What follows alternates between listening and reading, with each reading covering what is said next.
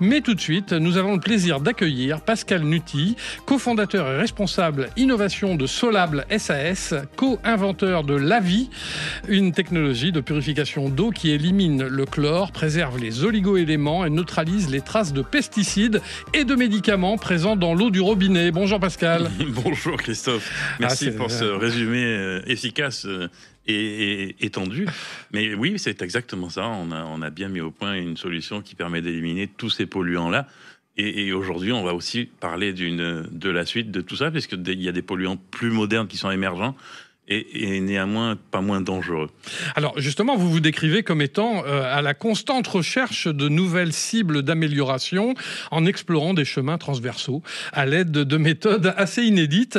Du plastique dans nos bouteilles d'eau, des perturbateurs endocriniens dans l'eau du robinet. Régulièrement, des enquêtes pointent le manque de transparence de l'eau. Alors finalement, eau en bouteille ou eau du robinet, laquelle choisir? Évidemment, eau du robinet. Nous, notre première mission, c'est d'arrêter l'eau en bouteille, qui est une des premières catastrophes environnementales. Tout le monde le sait, c'est le premier déchet retrouvé dans le monde. Et donc, ça devient invivable un monde avec autant de plastique. Donc, évidemment, c'est l'eau du robinet qu'il faut utiliser. Et nous, on est là pour qu'elle soit utilisable et égale, voire meilleure que de l'eau en bouteille, évidemment, pour enlever toute peur aux consommateur et qu'il arrête de prendre des packs de bouteilles dans son coffre alors qu'il peut mettre des tas de trucs beaucoup plus rigolos dans son coffre. Alors aujourd'hui, chers auditeurs, vous l'aurez compris, nous allons évoquer avec vous les solutions aux polluants éternels ou PFAS, notamment présents dans l'eau du robinet. Ils sont de plus en plus évoqués dans l'actualité, vous l'aurez entendu vraisemblablement soit à la télévision, soit à la radio et même dans les journaux, et pas entendu mais vu. Mais quelle est leur origine et pourquoi sont-ils si préoccupants ces polluants? Leur origine, ça serait une liste à l'après-vert, donc on n'aura pas le temps de la détailler, mais la première origine, pour vous donner un ordre d'idée, c'est tout simplement les pesticides. En fait, ça sert de dispersant et à la fois de protecteur pour ces molécules de pesticides qui sous l'effet de la lumière du soleil, par exemple, seraient beaucoup moins résistantes. Et donc, la première cause, elle est là. Ces pesticides, on les met dans les champs. La pluie lessive les champs et on les retrouve dans les nappes phréatiques et on les boit. Voilà, ça, c'est la logique. Après, il y a une vingtaine de milliers de PFAS. Donc, c'est pour ça que je vous parlais d'une liste à l'après-vert. Il y en a beaucoup qui ont été identifiés comme reprotoxiques, génotoxiques, cancérogènes. Enfin bon, la liste, encore une fois, est longue. Mais évidemment, on n'a pas pu analyser les 20 000, on n'a pas pu faire des études sur des êtres humains sur suffisamment de temps. Donc on a des données sur des souris. Enfin, on est à la naissance de la découverte de ces effets négatifs. Et malheureusement, c'est un peu tard. C'est-à-dire qu'il y a tellement de quantités de produits qui ont été dispersés dans la nature qu'on est obligé de s'en protéger, de trouver des manières de s'en protéger rapides, efficaces et pas trop onéreuses. Et donc c'est là-dedans qu'on intervient, nous. C'est qu'en fait, quand on a créé Lavi, ce processus sans filtre, ça n'existait pas. Personne n'avait jamais entendu parler de PFAS. Et surtout, on ne savait pas qu'il y en avait dans l'eau potable, puisqu'on ne les mesurait pas. On va commencer à les mesurer à partir de janvier 2026, pour certains d'entre eux, parce que l'Union européenne a décidé de le faire. Alors justement, est-ce qu'il existe une réglementation qui soit suffisamment claire sur leur présence dans l'eau potable ? Oui, elle sera appliquée à partir de janvier 2026. On n'a pas encore le texte final.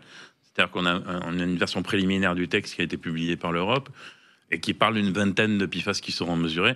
Mais une vingtaine, c'est pas beaucoup. Et le principal PFAS, en fait, c'est celui qui est le plus petit. Il fera pas partie de cette liste-là. On appelle ça le TFA. Le TFA, c'est tout simplement à la fois le plus petit et à la fois le PFAS qui va être la transformation de tous ces PFAS qu'on a jetés dans l'environnement. Il y a des molécules à chaîne plus ou moins large. Et en fait, au fur et à mesure de l'usure du temps, les chaînes larges se réduisent en petites chaînes. Et la plus petite, c'est bien ce TFA, qui est déjà approuvé comme étant génotoxique, reprotoxique et mauvais pour le foie.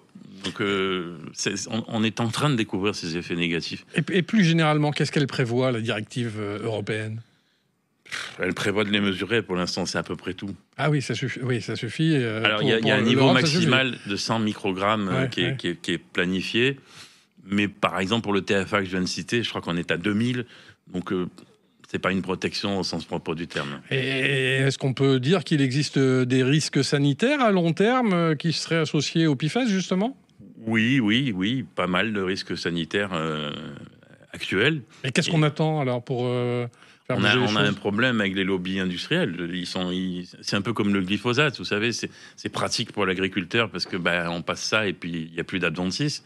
Là, le PFAS, c'est ce qui permet de résister à la chaleur, c'est ce qui permet de résister à tout, hein, aux UV, aux chocs mécaniques, à tout ce que vous pouvez imaginer. Et donc, c'est une secret sauce qu'on utilise depuis des dizaines d'années et on ne veut pas s'en passer. Hein, donc, malheureusement, ça va être encore un combat qui va durer très longtemps. Revenons sur le côté positif des choses. Oui. On va parler de votre technologie de préfiltration, Lavie. En quoi consiste-t-elle concrètement, cette technologie que vous avez mise au point ? Alors en fait, c'est une préfiltration, comme vous l'avez bien dit, et qui est un complément de Lavie. Lavie, c'est notre technique de purification de l'eau du robinet avec de la lumière, qui elle ne nécessite pas de filtre. Donc tout se passe par une réaction photochimique, on va dire.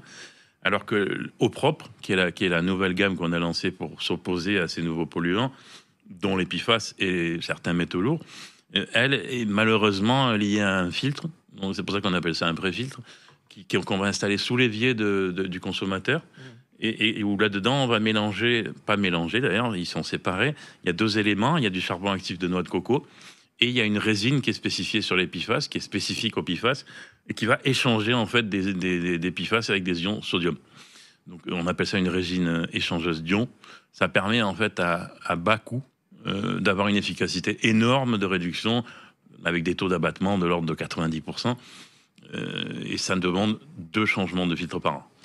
Et quels sont les polluants que votre système Lavie est capable de traiter ? Là, avec les 2, si vous êtes équipé des 2, vous avez à peu près la totalité des polluants qu'on peut trouver dans l'eau du robinet. Vous retenez la totalité des polluants. Oui.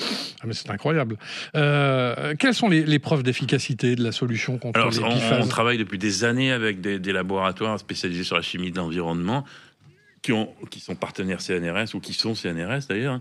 Et donc, on a tout un tas d'études qui sont publiées sur le site web indépendantes, bien sûr, menées par des chercheurs qui ne sont pas nos employés. On a aussi un doctorant qui est hébergé par un laboratoire de recherche depuis 2 ans.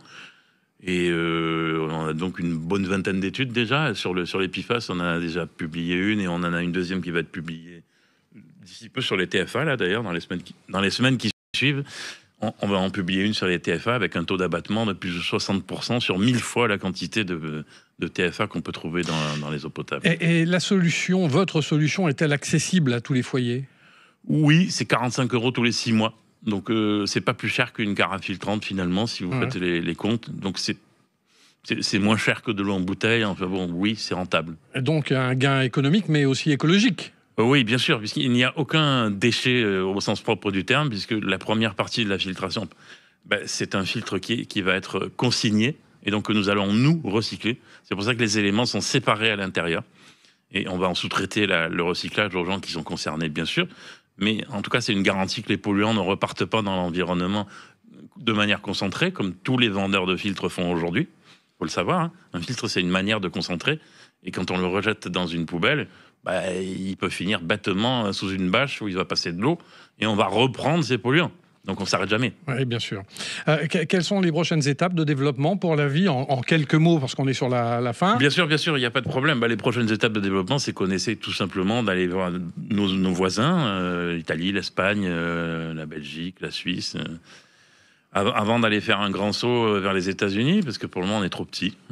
Merci beaucoup, Pascal Nuty, cofondateur et responsable innovation de Solable SAS, co-inventeur de Lavie, une technologie de purification d'eau, vous l'aurez compris, qui élimine le chlore, préserve les oligo-éléments et neutralise les traces de pesticides et de médicaments présents dans l'eau du robinet. Nous nous retrouvons dans quelques instants avec un nouveau reportage en immersion